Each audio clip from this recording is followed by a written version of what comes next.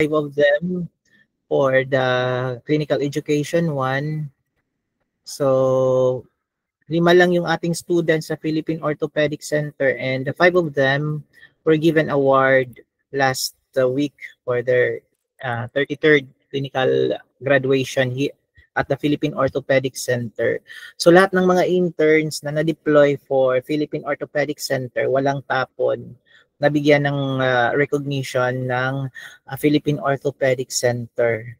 According to the story of my interns, 3 schools lang ang nakakuha, or lahat ng students nabigyan ng medal. So the school from De La Salle University, from the Far Eastern University, and hindi nagpahuli naman, hindi nagpatalo yung University of Eastern Philippines. So yung mga dinideploy talaga namin dito sa Manila, I'm going to say these students are talagang they are one of a kind, the best among the best students yung dinideploy natin dito. So as I've said, if your performance in your year level will determine naman if you can qualify for internship and saang hospital kayo pwede naming i-deploy. Could it be in Philippine General Hospital, in Philippine Heart Center, in Philippine Orthopedic Center, or in Jose Arrayas Memorial Medical Center. Kaya ngayon pa lang, kailangan medyo palaban na tayo. Ayaw namin ng mga obo na students. Record pa naman. Okay, so as I've said, I am going to share to you our final, yes, you heard it right, this is our final module for the Principles of Imaging, RT213. So I hope, I hope you learned something from this subject. Okay, so today we're going to discuss the, ano ba to? Paano ba to? Okay, so today we're going to discuss, kasi last time we discussed about the grid. Okay, the radiographic grid. We have that in the university. Sabihin ko sana, we have that in the hospital. We have that in our school. So I'm going to show you na lang once we have our laboratory what's the grid. And sabi natin yung grid, yung function niya, yung work niya is to filter out scatter radiation. So yung mga scatter radiation, these are, okay, we can say technically they are transmitted from the body of the patients, but they are weak enough to be detected by the image receptor. So their function ng mga scattered radiation is parang pinapapangit lang nila yung radiograph. So they make the contrast or the radiographic contrast poor. So and yung ending is the quality of the image is also poor. So isa sa mga kailangan gawin para so that we can eliminate this scattered radiation is we need to filter out, or to filter out this scattered radiation. One of the equipments that we use is of course the grid. Okay, iba to ha, kasi the last time we have that what we call the grid ng X-ray tube, which is the focusing cup. So yung grid na yon that we mentioned is that functions as a switch. Here the grid is, we are talking the radiographic grid. This is again the equipment or accessory, a radiographic accessory that we use to filter out scatter radiation. So we have mentioned that we have 2 types of grid. We have the moving grids and we have the stationary grids. And yung mga stationary grids, we have this parallel, we have this yung crossed grid, and we have this focused grid, and we have moving grid mechanisms such as this reciprocating grid, and we have this oscillating grid. And of course, this mga stationary grid, sila yung mga inilalagay natin on top of the cassette once we have our once we have our procedure. So let's say for example, this is the X-ray, this is the cassette. So we place on top yung grid. Okay, ito yung grid. So pag mag-X-ray ka, so nandito yung part na ini-X-ray natin. This is the grid and this is the cassette. Okay? So this again will filter out scatter radiation. Okay. So if we use the grid, of course, technically, we will change, of course, the technical factor. We will change the KVP. We will also change the MAS if we use the grid.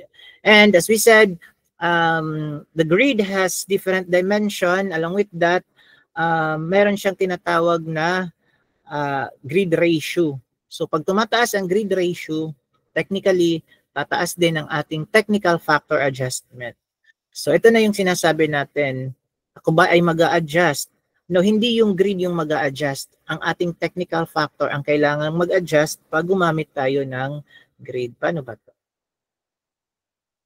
I think I need to go to my PowerPoint. Okay. So first up, we have, okay, what we call the contrast improvement factor. So alam naman natin that if we use the grid, technically yung ginagawa natin is pinapaganda natin yung contrast ng ating image.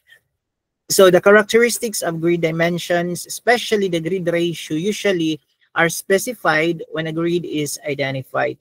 So di ba yung last time may tinatawag tayong clean up ng scatter radiation. So pag tumataas yung grid ratio, okay, so meaning mas maraming scatter radiation ang kanyang tinatanggal, mas maraming scatter radiation ang kanyang ini-eliminate so that mas maganda yung ating yung ating image.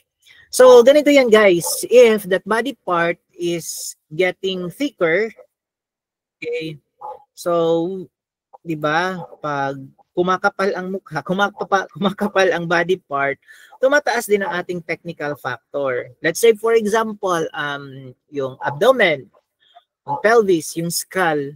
So we need to really give a high technical factor for these parts. So if we are going to take that examination tabletop lang, so talagang yung mangyayari dyan is magiging sonography, sunog yung image. Di ba? Ang pangit ng contrast. So we need something to eliminate or to extract yung mga scatter radiation. Kaya kahit tumaas yung technical factor, maganda pa din yung pagkaka-x-ray natin. So this is the grid yung tinatawag. So halimbawa, di ba yung sinabi ko noon, if these procedures are needed, ginagawa natin siya sa Baki. Ano? So hindi siya tabletop, Baki siya. And we know that Baki, yung Baki na under sa table, sa x-ray table, meron siyang naka-embed na grid. Okay? So grid ratio, however, does not reveal the ability of a grid to improve the image contrast. So theoretically, this property of the grid is specified by the contrast improvement factor. This is kung 1 ang kanyang indication or greater than 1, this indicate, so the contrast improvement factor of 1 indicate no improvement. And continuation, so most grid contrast improvement factors are between 1.5 and 2.5. So kung 1.0 and below yung contrast improvement factor, meaning walang nabago sa contrast. Okay? Walang nabago sa kapangitan. Grabe yung term, ano? Kasi talaga, kasi this is principles of imaging. So, pag halimbawa, di ba, sabi ko naman noon, what your quality or your image quality is somehow a representation of yourself. Kung pangit yung pagkaka-x-ray mo, pangit ka din, like joke. So in other words, the most or the image contrast is approximately doubled when grids are used. So kailangan ma-determine natin na may talagang pinagbago yung image. So kung halimbawa yung this is the mathematical or the contrast improvement factor is represented as follows. So contrast improvement factor is designated by letter K. So this is the image contrast with grid, and below that is the image contrast without grid. So kung halimbawa yung ating magiging quotient nito is only 1, which means walang pinagbago yung image. Or kung halimbawa nag 0.5, meaning mas naging worse yung image. So kailangan yung magiging contrast improvement factor natin is between, para masabi nating maganda yung contrast improvement factor, So by theory, this is 1.5 and 2.5. And wala naman tayong ganung measurement for contrast. Kaya masasabi natin this formula is quite only by theory. Kasi as I've said, wala tayong ganung measurement para masabi natin this is the contrast with grid and this is the contrast without grid. So this is just by theory. Kaya we don't need to really dwell on this one. Basta, what we are going to take note of this is that kailangan yung ating magiging contrast improvement is between 1.5 and 2.5. In a larger sense, somehow, this contrast improvement factor is quite nagiging subjective siya sa RadTech. Subjective siya sa RadTech. Kailangan, marunong kang, you are that type of person na marunong kumilatis ng radiograph. Gumanda ba yung image? Gumanda ba yung contrast ng image? Or mas lalo ba siyang pumangit yung image? Or wala bang pinagbago sa image? So, ganun yung ating pag-determine dito, yung contrast improvement factor. As I've said, it's in the long run, mas nagiging subjective siya instead of nagiging quantitative siya. So, wala tayong ganung measurement. So, isa sa mga magiging laboratory activity natin is with the use of grid. So, what I want there to read in your laboratory report is the contrast improvement factor. So, you're going to X-ray without grid and you're going to X-ray with grid. What I want there to what I want to read there is ano ba yung pinagbago or what is the contrast improvement factor ng inyong radiograph. Okay?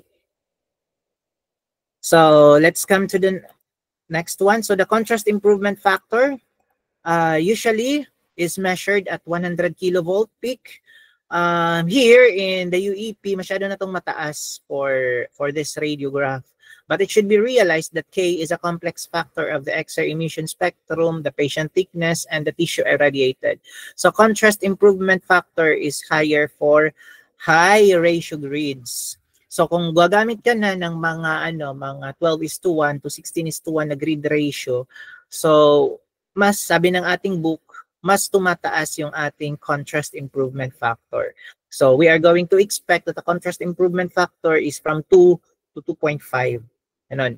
So meaning mas gumaganda ang ating contrast pag tumataas yung grid ratio ng grid ratio, okay? Of course, ng grid.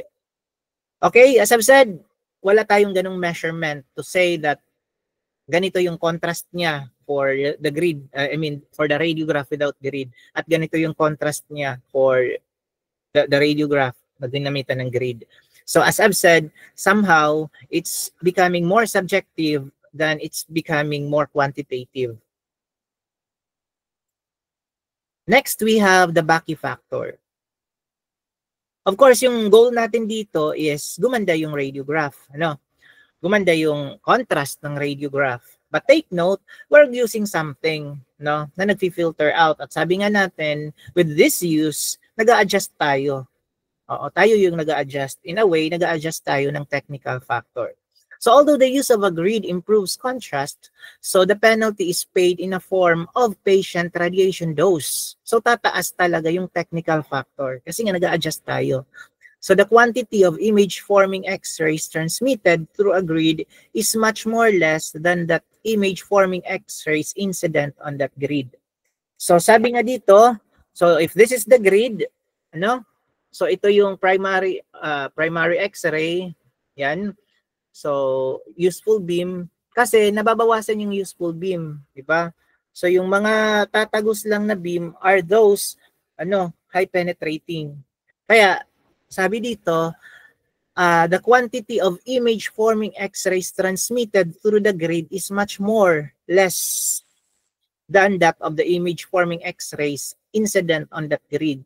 So meaning, nabawasan yung mga radiation na dapat they will help in the creation of the radiographic image. Can you get that, guys? So therefore, when the use of a grid is used, radiographic technique must be increased to produce the same receptor signal. Okay? So kailangan gagawin natin dito, we will make this X-ray more penetrating. not only sa patient, but also mas mapepenetrate niya yung grid. That's why, therefore, when the grid is used, the radiographic technique must be increased to produce the same receptor signal. Can you get that point? So yeah, if you get that point, can you show you, or can you give me a hands up emoji? Parang hindi ata kasi walang nag-thumbs up.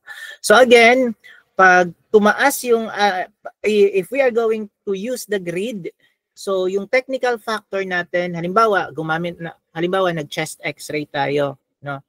So, gagawin natin for laboratory, pang ilang laboratory na ba ito?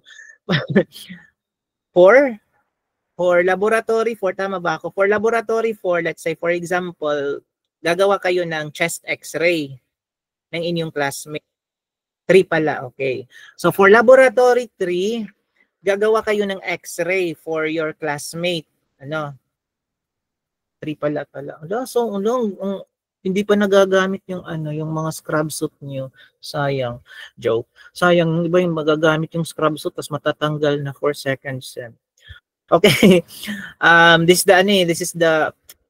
is the worst case scenario. This is the perks of being enrolled in State U kasi ang dami nating mga suspensions. Kaya nga ako minsan I'm thinking paano ko ma-recover yung mga remaining activities ko. But anyway, so yung for activity 3, you are going to make a radiograph.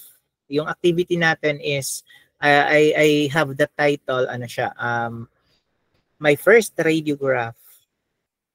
So you are going to perform that. Halimbawa, Mr. De Lorino will be paired with Guda, let's say, for example. So patient, if De Lorino will be the tech or rad tech, si Guda yung patient. So De Lorino will do the x-ray, will give the technique, will process the image doon sa dark room, and will evaluate it. Change naman, si Guda naman yung magiging tech, so De Lorino yung magiging patient. So Guda will give the technical factor, will process the image sa dark room. So yung magiging activity dyan, wala munang grid. So that will be purely tabletop. Yung gagawin natin, so gagamitin natin yung vertical grid device na metal. So yung pag-x-ray, pag-expose, sa labas siya ng upright grid, which means we will use a lesser technical factor or a lesser radiation for that. For the girls, bawal dito yung mga buntis na magpapa-x-ray. If you are pregnant or suspected to be, please inform the faculty para matanggal na kayo sa program. Joe, pala mo na kailangan we are safe kasi we are using radiation. So yun, for our laboratory 3, wala mo ng grid. But for laboratory 4, not necessary na na ganun yung procedure natin, chest x-ray. No, we will just use the phantom lang kasi sobra na yung radiation nyo. So here, we will expect that since we are now using grid, so the radiographic technique is higher than the procedure without the grid. Okay? So, nag-a-adjust yung ating technical factor. Ganun talaga pag gusto mong mas gumanda, wow, ganun talaga pag gusto mong mas maging maganda yung image, you need to take extra effort for that, no? So, since the question is, ano yung magiging adjustment? Ano yung magiging technical factor adjustment if we use the grid? So, halimbawa, this procedure is non-grid, gumamit tayo ng 8:1 grid. Ano yung magiging technical factor adjustment niya? Ba? So, ano ba to? Mekos-mekos la ba to? Bara-bara lang ba to? So, we have what we call the rule of thumb for there. Kaya tinatawag natin yang Bakke factor. So, we need to determine ano yung technical factor adjustment niya if we use a certain grid ratio. So, let's take a look on this one. So, mathematically, this is the technical factor adjustment. So, the Bakke or the amount of increase is given by the Bakke factor, also called the greed factor. So take note ha, this is the mathematical equation. How did we derive for this Bakke factor? So this is the incident remnant X-rays over the transmitted image forming X-rays. Or we can say that the patient dose with greed over the patient dose without the greed. So again, since wala tayong ganong measurement for yung, especially with on top, wala tayong ganong measurement as of the moment. So let's skip lang muna this one. And for this one, for this for the second equation, patient dose with greed and patient dose without greed, since it fall under radiation protection, so skip lang muna natin, fast forward. So what we are here, what we are trying to say here, what we want to convey on this part is that, so nagbabago yung ating radiation if we use the grid. But again, how I'm going to say this one, is it a disadvantage if we use the grid? Or is it really an advantage if we use the grid? So, sabi sa radiation protection, if mataas yung magiging benefit ng radiation, kailangan, mas mataas yung magiging benefit ng paggamit ng radiation kaysa sa risk. So, we need to use that. Okay? So, kung halimbawa, mataas yung risk versus the benefit, we need to avoid that. So, here, sabi natin sa second,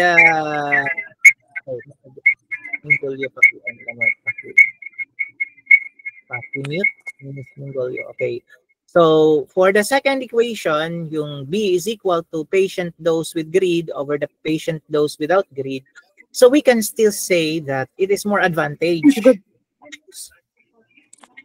Yes? Oh, tasil yan. Paki-mute lang muna, Miss Mingolio. Okay, so again, if we are going to evaluate this equation, B equals patient dose with greed over the patient dose without greed, so we still follow yung radiation protection na sinasabi natin. That, again, if mataas yung benefit ng paggamit ng radiation versus sa risk ng paggamit ng radiation, so we need to use that equipment or that accessory. So since mataas yung magiging benefit ng paggamit ng grid kasi nga mas gaganda yung contrast, mas magiging maganda yung diagnosis ng ating radiograph, so we need to use that. Okay? Can you get my point? So grid is not a disadvantage, but it is more of an advantage. Kaya nga we, with high regard with the invention of Gustav Bakke and Holy Spatter, so ginagamit siya all throughout this generation. Mas maganda yung pag-diagnose, okay? Kasi yung iba talaga sa mga na-transmit na radiation or those emitted radiation are mga mga panggulo lang, di ba? So, if this is the useful beam, some of them are weak radiation. They can penetrate the body, but they are not as high or as energetic for those mga high energy X-rays na natatransmit doon or nadidetect ng ating image receptor. Okay, para ba iyo? An iba iyo didiha, PSRT2B, pandamo-damo la, an iba, very good. Very pagod ganun ka decided nga mag-radtech. Naka-record pagod. An iba, very pa ganun ka, very pa ganun ka qualified para mag-level 3. So, pwede natin kasi this is a profession, this is a board course, so we need to filter out then yung mga weak, ganun yung RadTech program is para siyang grade, nag-filter out ng mga scattered, ng mga weak radiation na hindi siya makaka-detect ng image receptor. So kasi nga sabi natin mas gaganda, mag-a-adjust, kaya lang mas magi-increase yung yung technical factor, mas magi-increase yung radiation. But again, we need to follow the radiation protection. Okay? If mataas yung ating benefit, why not? Diba? Why not use? So, ayan, we need to use the grid. So, ito yung magiging technical factor change. Di pa pala. Masyado lang ako excited. So, aside from that, the Bakke factor, is named for Gustav Backe, the inventor of the grid. Oo, yung Quiz-B, Gustav Backe, but yung Quiz-B kasi yung tanong doon is moving grid. So it is an attempt to measure the penetration of primary and the scattered radiation through the grid. What else? So the higher the grid ratio, of course, the higher is the Backe factor. And the penetration of primary radiation through the grid is fairly independent of the grid ratio. Okay, penetration of scattered radiation through the grid becomes less likely with increasing grid ratio. Therefore, the Backe factor also increases. Okay. Basahin ko na lang ha. So, the Backe factor increases with increasing KVP and at high voltage, more scatter radiation is produced. Alam naman natin, di ba, pag tumataas yung KVP, tumataas din ang scatter radiation. And the scatter radiation has a more difficult time penetrating the grid, thus the Backe factor increases. Those are the things that you need to remember pag gumagamit tayo ng grid. Okay, whereas the contrast improvement factor measures the improvement in image quality when grids are used. So the Backe factor measures how much an increase in technique will be required compared with non-grid exposure. So kanina again, wala naman tayong quantitative description doon, but here we have quantitative. Kanina kasi more of quality. Contrast improvement factor, kung gumanda ba yung contrast. But here, again, more of quantity yung pag-measure natin. How much an increase in technique will be required compared with non-grid. So the Backe factor will increase or also indicates how large an increase in patient radiation dose will accompany the use of a particular grid.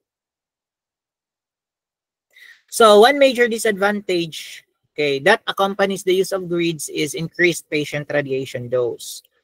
Okay, kanina ko pa sinasabi yan. For any examination, the use of a grid may result in several times more radiation to the patient that is provided when a grid is not used. Okay, again, nag-a-adjust tayo, no? Parang ikaw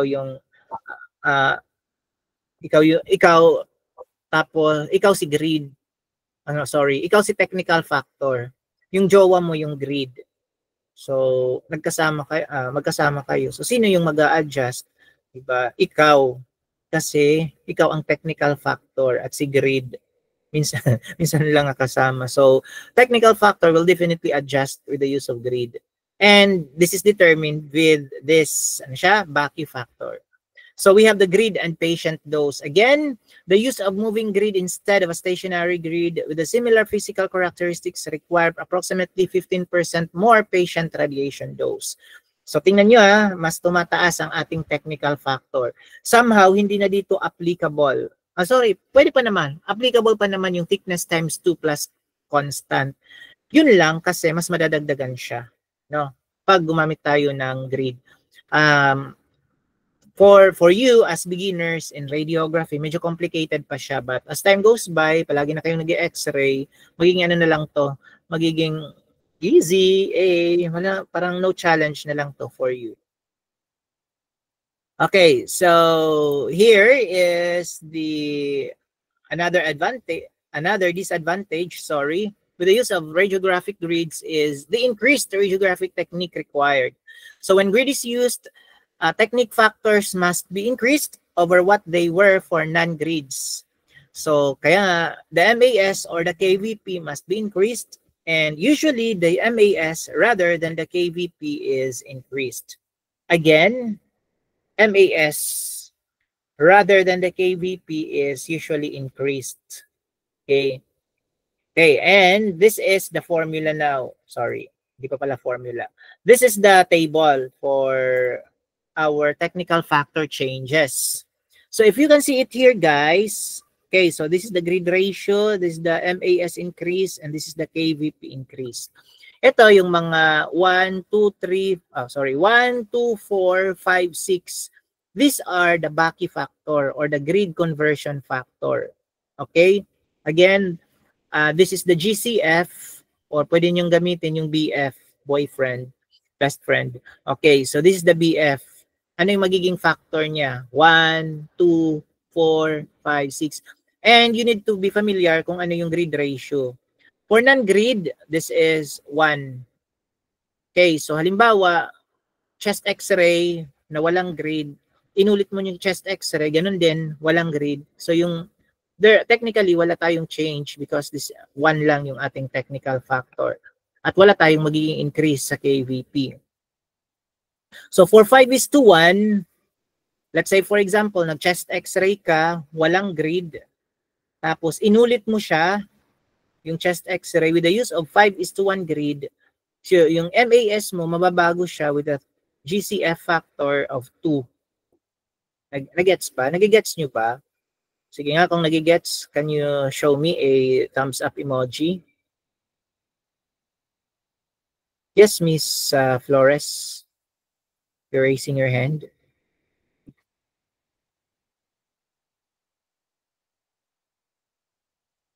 Again, nagigets nyo ba yung sinasabi natin? Yes, Miss Flores again? Napindot lang po, sir. Okay. Yung iba hindi nagigets kasi hindi hindi nagta-thumbs up emoji. So again, let's say for example, chest x-ray. So for non-grid, halimbawa, unang chest x-ray mo, walang grid, inulit mo siya, wala ulit grid. So tingnan nyo yung MAS, wala tayong mababago. It's only the GCF factor is only 1. And there is no increase in KVP. Pwera lang kung talagang gusto mong i-adjust yung KVP. So, halimbawa, nag-chest x-ray ka, non-grid, tapos gumamit ka ng 5:1 grid. So, yung MAS mo mababago by a factor of 2. Okay? So, yung KVP mo, pwede mo siyang mabago. Ito yung recommendations niya from 8 to 10 KVP increase. So, pwede mo siyang dagdagan. Halimbawa, gumamit ka ng 72 KVP, gagamit ka ngayon ng 5:1 grid. So, pwede na siyang maging 80 hanggang 82 yung KVP niya. So, yung MAS, halimbawa, gumamit ka ng 2 MAS, so pwede mo na siyang gawing 4 MAS. No? So, halimbawa, nag-chest x-ray ka without grid, tapos ngayon, gagamit ka ng 8:1 grid. So, ito yung magiging technical factor changes natin.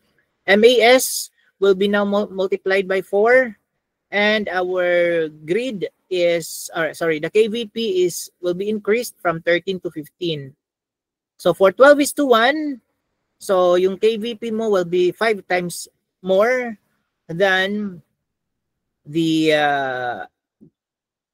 grid, the MAS that you used, okay, previously, and then your KVP will now increase from 20 to 25 KVP. Okay, so for 16:1 grid, halimbawa walang grid, yung unang exposure, tapos papalitan mo siya with 16:1 grid. So, i-multiply mo now by 6 times yung ating MAS na ginamit previously without grid. And then your KVP, you can increase that from 30 to 40 KVP. So, that's the perks of using the grid for for radiography. So, here we can say yung X-ray or pagpa-perform ng radiation is hindi siya pindot-pindot lang, no? Hindi siya mekos-mekos. So we need to really know, we really have to compute for technical factor changes. So this is now the formula, guys. Okay. This is the formula for the MAS and grid relationship. Sana all may relationship. Diba sabi natin kanina, the MAS is to be changed rather than the KVP. Okay, so this is MAS1 over MAS2. This is equal to GCF1 or the grid conversion factor 1. Again, saan tayo kukuha ng mga grid conversion factor? Yung mga na-mention natin kanina. For non-grid, 1, for 5:1, 2, 8:1, 4, 12 is to 1, 5, 16 is to 1, 6. So yung 1, 2, 4, 5, 6, these are the grid conversion factor. Okay? So let's take this problem. Okay. Sige, palitan natin to. Let's say for example, sige, maya na lang. I am going to copy first.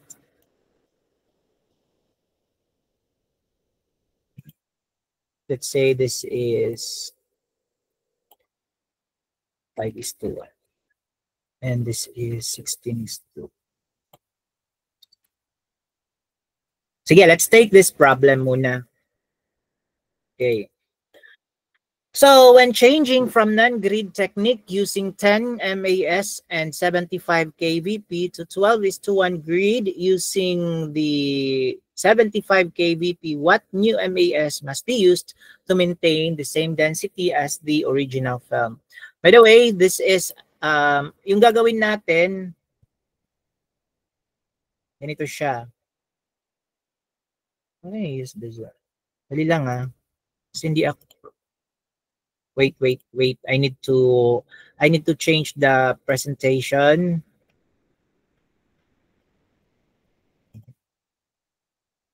Gawin ko muna siyang entire screen. But if you have questions, don't hesitate to open your mic and then say your question if you have. Kung wala, no problem. So, ito yung gagawin natin. Nakikita niyo na ba yung screen ko? Okay. Ganito yung magiging formula natin. So again, MAS1 is MAS1 over MAS2 is equal to GCF1 over GCF2. So napansin natin that this is directly proportional, no? Directly proportional. So if we're going to find for the new MAS, so the formula will now be MAS2. Parang hindi ako marunong sumulat. Kasi ginagamit ko mouse lang to ha. So medyo matagal. Hindi kasi ako touch screen. Hindi pa ako nabigyan ng UEP ng touch screen. Saan ba ka naman? So this is GCF2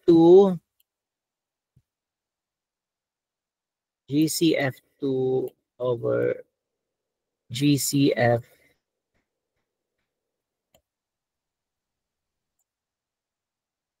1. Yan. So, if we're going to find for the new MAS, okay, MAS2 is equal to MAS1, okay, quantity GCF2 over GCF1. So, again, paano natin makukuha yung mga GCF na yan? So, change ko muna yung aking presentation. So, paano natin makukuha yung mga GCF na yan? So, we need to memorize. Yeah, we need to memorize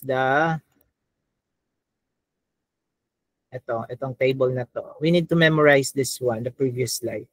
So, for non-grid, the GCF is 1. For 5 is to 1, the GCF is 2. For 8 is to 1, the GCF is 4. For 12 is to 1, the GCF is 5. And 16 is to 1, the GCF is 6. So, yan. So, let's take this question. So, if you have your answer, pakibutang nala sa ating, please chat it on the in-call messages or the chat box of this Google Meet.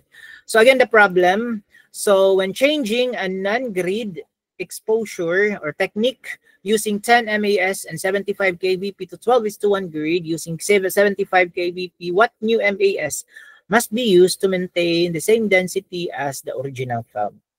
Okay, so paki-solve using our equation. So I'm going to give you 5 minutes to answer. Ay, ang galing ni Mr. Ligarce. 50. Sige, yung iba. What's your answer, guys? Okay, I'm going to give you 5 minutes to answer.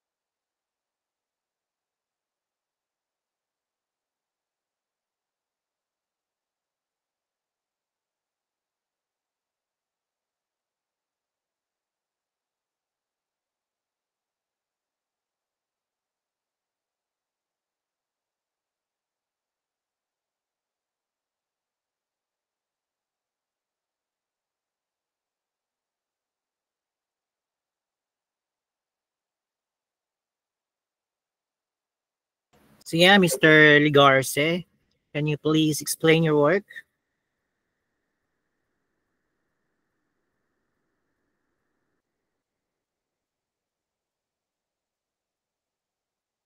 Pag-open, pag-open nila ng pag-open Okay. mic.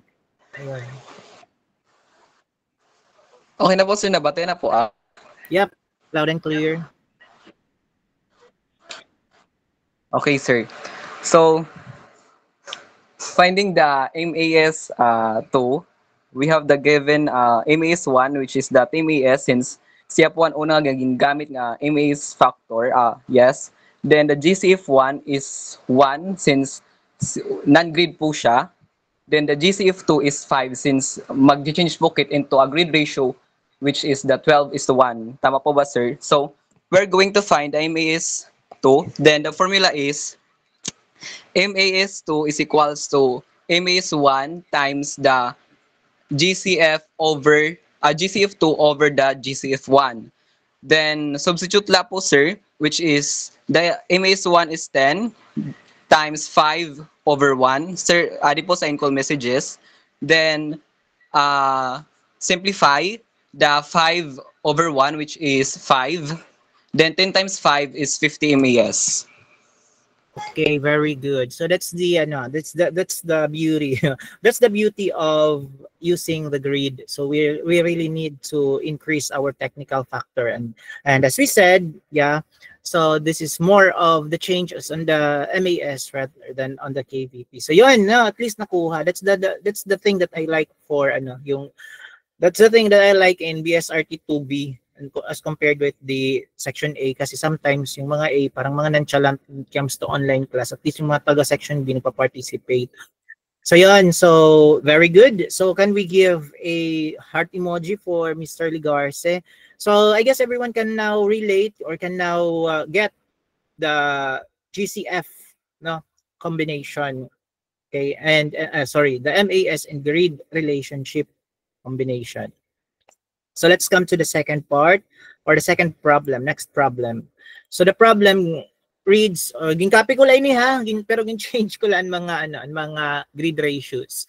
So in changing from 5:1 technique using 10 MAS and 75 kVp to a 16:1 grid using 75 kVp, what new MAS must be used to maintain the same density as the original film? So I will also give you 5 minutes on this one. And if you already have your answer, so don't hesitate to put it in our info messages or in the chat box of this Google Meet.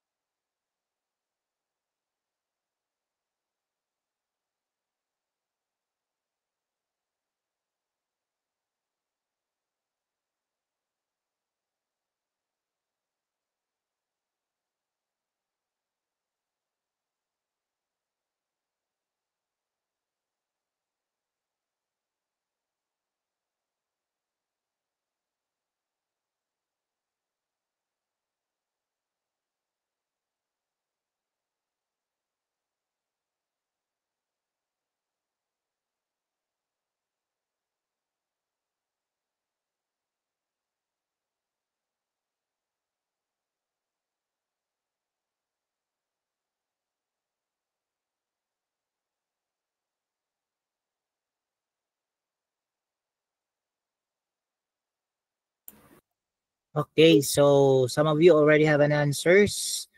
So most of you said, okay, so 30, 30, 30, 30 MAS. Okay, so let's hear it from Mr. Guda. Can you explain your work?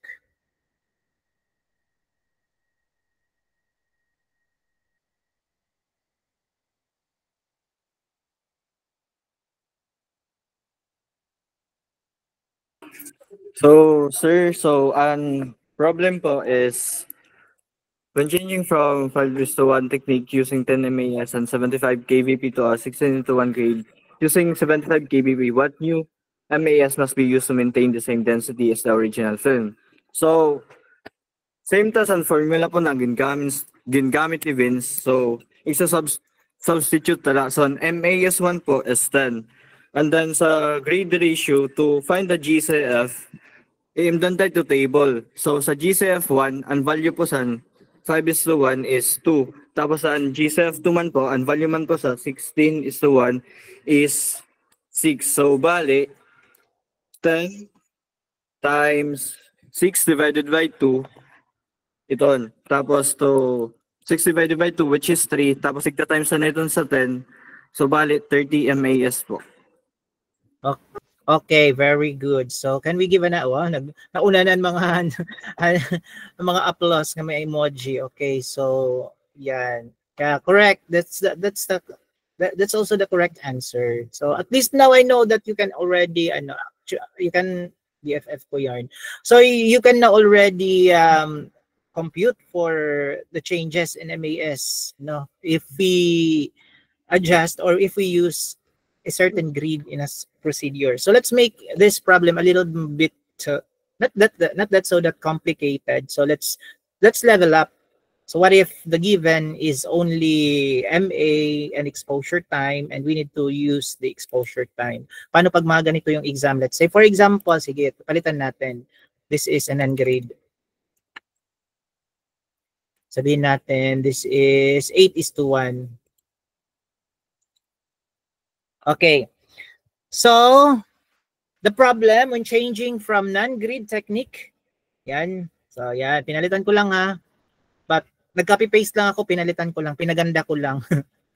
So, in changing from non-grid technique using 500 mA, 0.02 second, and 75 kVp to 8 is to 1 grid using 75 kVp. So, what new exposure time must be used to maintain the same density as original film using the same MA? Okay, so let's make it let's twist the problem. Gusto ko yan pag mga exam. Hindi nyo ba napapansin? Gusto ko yan pag mga exam. Mga tinitwist yung mga questions. Sige, okay. So I will give you another 10 minutes for this one. Baka yung BFF na yung sasagot nito.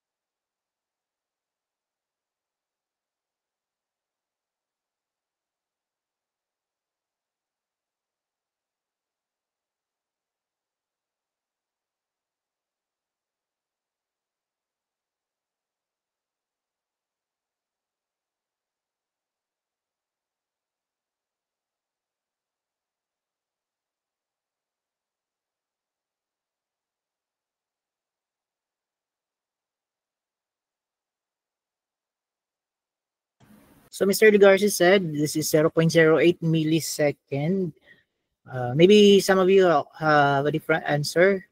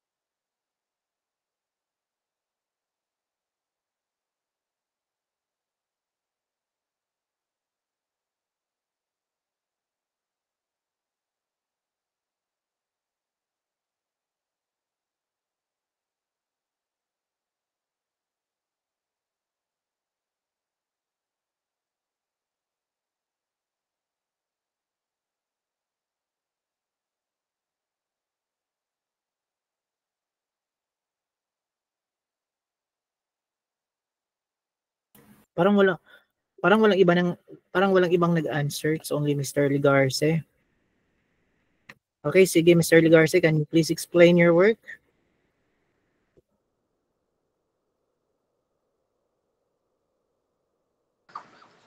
Sir, nabati na po ako. My God. Wait. Yes, loud and Okay, clear. so didi po sir sa problem is I use ano po itong two method. First is sa method po mas pinakasayon po, tas ang sayo man po is nagamit po tulong nga formula. So explain ko po muna ang first method. Ang ako po nang ginhimo is I tried to make or basta ibang po ang formula, which is ang ako ginhimo po is an exposure time is times ko na lang po dayon sa GCF factor 2. The first exposure time is times ko po dayon sa GCF factor 2 and over GCF factor 1, which is 0.02 times 4 over 1. Tapos 0.08 po 0.08 seconds po kanya answer. Then sa second method naman po sir is that first, ginkuha ko po muna ang MAS, which is the 500 MA times 0.02 seconds, which is an MAS po niya is 10 MAS. And then, after that, ginkuha ko po ang MAS2, which is the new MAS nga gagamito nato in the 8:1 grade ratio. So, the solving po is 10 times 4, 10 MAS times 4 over 1. Then, ang MAS po niya, the new MAS will be 40 MAS. Tapos, pag kuman po si Ton, is nagamit na po ako sa last nga formula, which is, hanap po na po natin exposure time, which is S times MAS over MA. So, ang ako po sir ginhimo is 40 MAS over 500 MA, which is the old MA nga gingamit po nato, and then ang answer po niya is 0.8 seconds. Ito po sir. Okay, that's correct one. Oh, may mga nag-applause naman. Okay, so tama naman. So if you pwede mo let's say for example, with this problem, you can already get as your first step is to get the MAS, So 500 MA multiplied by 0.02. Tama yung sinabi ni Mr. Ligarza that is equivalent to 10 MAS. So para pag niyan, pag hanap mo, if you want to find for the new MAS, when there is now the grid change or the change in a grid, so mahanap mo siya or 8:1. So from non-grid to 8:1. So the GCF is, it's probably 4. Tama? And yon. Nung nahanap na, so you can now find the new exposure time. So simply divide na lang, no? So new MAS divided by the previous MA, so that's equivalent to 0.08 seconds. Don't make it to millisecond kasi if we convert 0.08 second, that is equivalent to 1, 2, 3. So 1, 2, so it's 80 milliseconds. Okay. Do you have any question, guys? I guess there are none. So let's make it, could it be complicated now? Complicated na ba siya? Sige, let's make it a more, let's raise this question to a more difficult level. Most probably, difficult na ba siya? Hindi naman. So pang finals na exam na question. So what if the problem will read this way?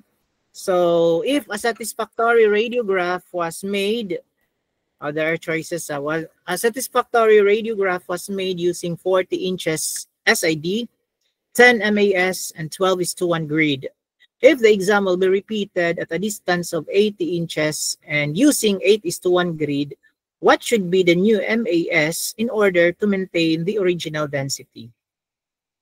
Okay, so again, I will give you 5 minutes to answer this one. And if you already have your answer, please don't hesitate to put it or to write that into our in-call messages or the chat box of this Google Meet.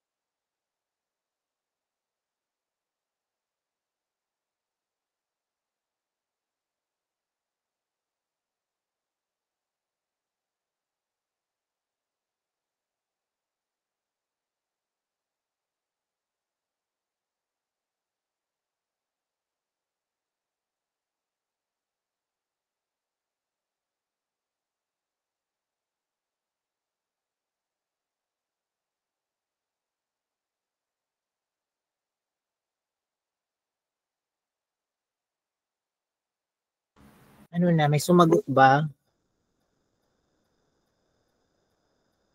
Again, if you already have your answer, so please don't hesitate. Don't worry if this is wrong or if you find it difficult kasi at this point in time, kaysa mga second year pala kita, so kailangan nakukorek na natin kung which part tayo nahirapan so that when you go to internship or if you prepare for board examination, you already know how to compute, how to deal with this type of mga questions para diri na ka makukurian pa, diba? Sunod ng mga panahon at least yan ang panahon, medyo na correct na natin. So again, if you have your answers, so you can put it here in our in-call messages or in the chat box of this Google Meet.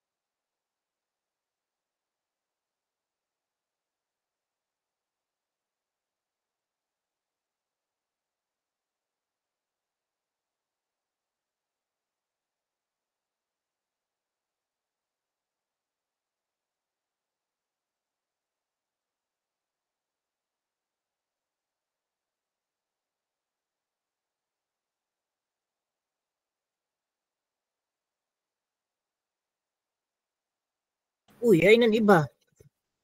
Parang isa lang yung sumagot dito.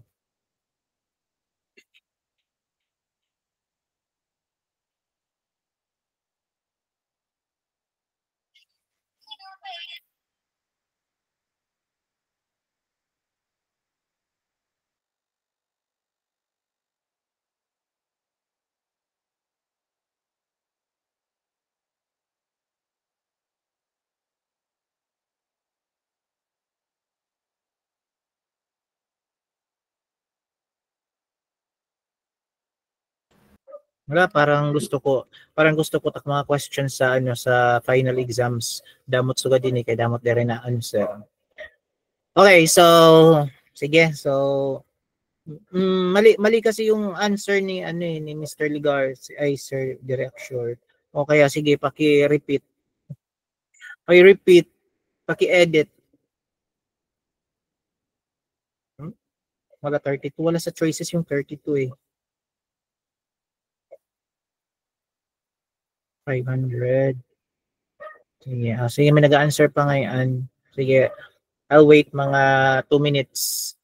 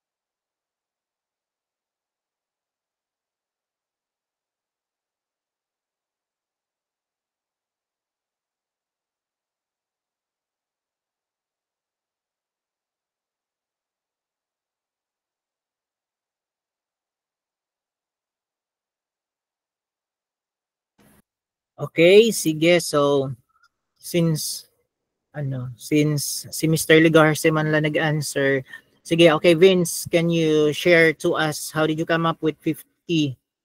Sir Derek Matupa. Okay. So, mo laging kita mula talaga siya nga, ano ba na? Sige lang, can you please explain your work? How did you come up with 50 so that we can add if there are mga lacking? Sir, oh my God, wait. My God. Sir, ging, kuha ko po muna po an MAS. Sir, sa module 10 po kasi, di ba, may da po nga to iton formula na sa pagkuha po san is ID nga kwansa. May, parang iton, MAS2, oh my God, that's di ko ma-explain. Pero MAS2 is equals to MAS1. Kapag in-derive na po ang formula, D2 over D1 is squared. So, bali, ako po ginhimo is 10 MAS times 80 is inch sa is ID 2 po ini siya over 40 inch is ID 1 tapos squared. Bali ang MAS po niya is 40 MAS. Tapos kuhaon ko na po ang new MAS gagin apply na po ang new is ID nga ako po yung gamit ang parang gin-repeat na po ang is ID sa 80 inch. Then bali maging 40 MAS na po times GCF2 which is 5, then GCF1 which is 4. Bali 40 MAS times 0.8. Bali ang answer po niya sir is 32. Pero po sir, naging 50 po ang answer if ang GCF1 is ibabaw-baw po nga di sa kuan. Tapos ang GCF2 is ilarom. So bali naging 1.25. Then iton iga times po sa 40 MAS bali maging 50 MAS. Bali ang ako po sir una nga answer is 40 MAS 32 MAS kapag in-follow ko po ang formula. Pero kapag ginbaliktad ko po ang GCF1 and GCF2 which is makuha ko po ang 50 MAS. Bali itong po sir ang ada sa kuan sa ano po sa choices and 50 MAS. Ito lang po, sir. Okay, paano kaya kung halimbawa for this type of problem, unahon naton nag-identify sa muna sa change sa grid. That should be our step 1. So what would be the MAS change if may mga changes in grid? So for this problem, nag 12:1 grid ang una naton nga procedure tapos gin-change ta to 8:1 grid. Sige daw, kuhaon daw muna natin compare at aton MAS.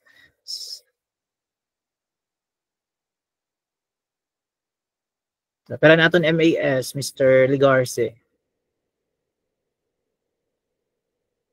Wait po, sir. Yeah.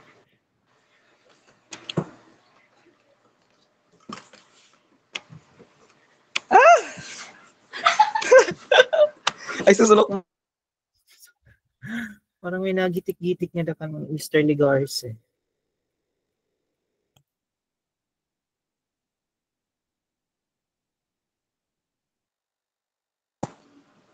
$12.5 po, sir.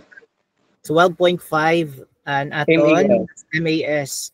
So now, i-apply tayo itong bagong MAS with the change in SID. So gamitin mo na imo tinatawag kanina nga formula na distance maintenance law. Sige po, sir. Wait. Sige.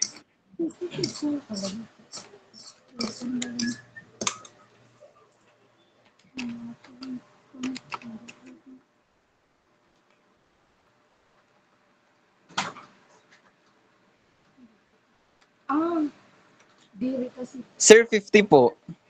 So 12.5. So what's the square of 80? 80 times 80, this is 6,400. Tama ba? 64. Okay, 6,400. Tapos 40 times 46, 1,600. So that is 6,400 divided by 1,600. Tama ba, Mr. Ligarce? Yes po, sir. So that's 4. So 4 times 12.5. So this is 50. So our answer is 50, letter A. So, tama ba yung mga answers Opo. natin? Bali po sir, grade lang po muna before po is ID. Yes. Oo, kita to problem, ano. So, mas appropriate na Sige po sir. MBS grade relationship muna then technical factor adjustment liwat with the SID. Okay. Ay nakuha ba ang mga waray nag-answer? If you can get our point, can you give us ano ba't maupay? Ano pang emoji? Heart lang kasi sige, heart emoji na la. La usala out. La usala.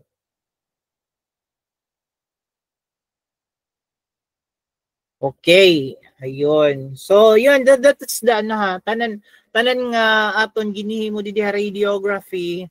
Could it be nag-change ka la with halimbawa MA tapos grade, so may impact gihapon iton. So, kung MAS na daan and nag-change sa grade, labi na nga may impact. And nakita naton kung may change liwat sa SID, may change sa grade, so there is also an impact about that one. So we need to adjust our technical factor given this situation. Ano? So ganun taton magiging dali. Sabi ko nga, for beginners like you in radiography, it's quite complicated pa siya, but as time goes by, sanay-sanay na ka mag-X-ray. So you can modify, you can now apply this formula sa iyo work. Hindi ba nga ni kay dire na nag-a-apply basta kay pumasar na sa principles of imaging, bahala na lang itong technical factor. Di siya ganoon, ano, it's not that way. Kailangan na nato nabaruan didi sa principles of imaging na apply pa din bisan di rin na kita nag-ieskwela, bisan labi na kay professional radiologic technologists na kita. Okay? So, okay, what about if your hospital wala tayong grade? What are you going to do? What's our remedy for that? So we have alternative to grid use. So a clever technique that may be used as an alternative to the use of radiographic grid is the air gap technique. Parang ano, it's like parang kamulan imo magsangkay pag di ka mo nagkakaintindihay, magkakamayada ka mo hinggap. So ganito yung mangyayari if this is the image receptor, this is your patient. Okay, so if this is your patient, this is your image receptor, ano mo pag X-ray una, ginlapat mo siya, no? So, if we incorporate air gap technique kay halimbawa waray kita grid sa hospital, so maghatag kita in distance. Yan. Ganun pag X-ray naton, no? May distansya siya. Para sabi nga natin kanina, the scattered radiation kasi is not as penetrating than those with higher energy X-rays.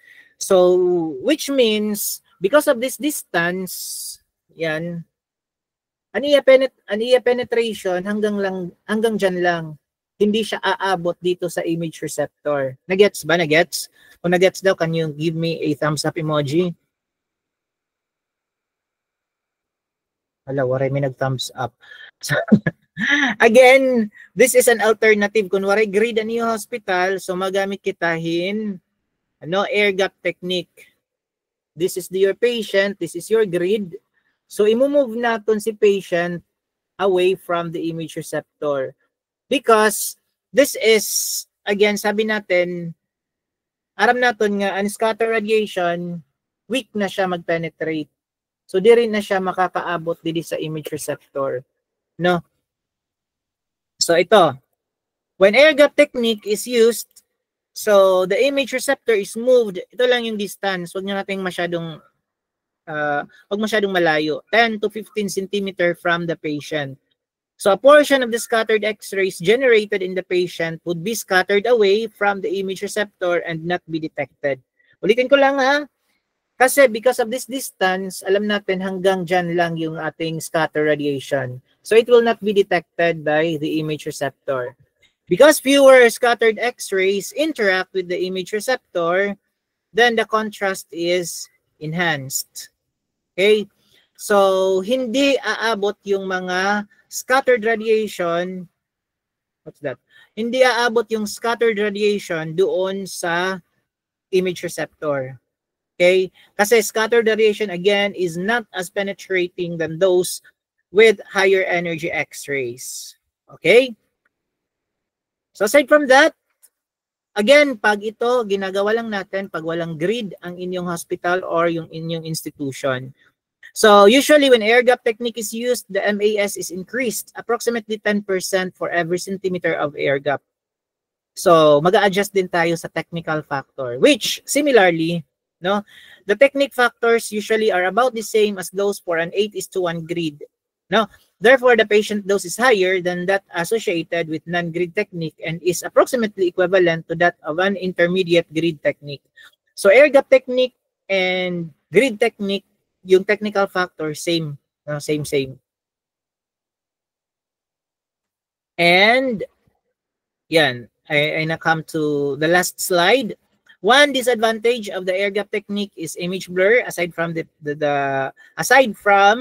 patient radiation exposure or the patient dose, we have another disadvantage which is image magnification associated with focal spot blur. So take note, malayo yung may distance ang ating patient at saka si image receptor. So because of this, tawag natin dito OID, object to image receptor distance, it will now give an image that is mas malaki yung image kaysa sa actual image. So disadvantage yan, especially with ito for chest radiography and cerebral angiography, kasi baka sabihin natin lumaki yung kanyang heart. Okay, may cardiomegaly, di ba? The air gap technique has not found application particularly in areas of chest radiography and cerebral angiography, and the magnification that usually accompanies these techniques is usually pwede naman natin sabing acceptable pa naman, no? Basta i-indicate lang natin doon na gumamit tayo ng air gap technique. Okay? So that ends our discussion for this topic and of course for this subject, RT213 Principles of Imaging. And do you have any questions, guys?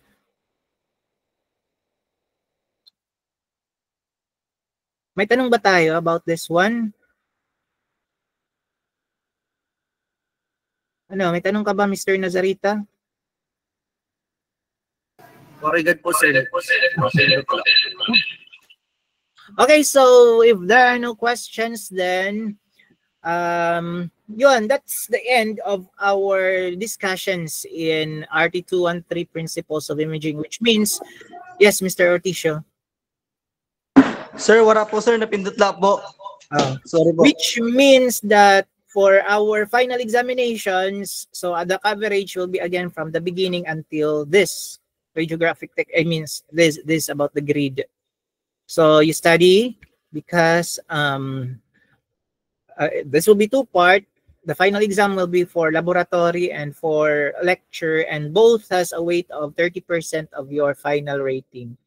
So medyo malaki-laki yung yung sa exam. So next week I'm not sure that I can handle next week I'm not sure if I can handle online classes because we will go to the summer capital of the Philippines, the Baguio City.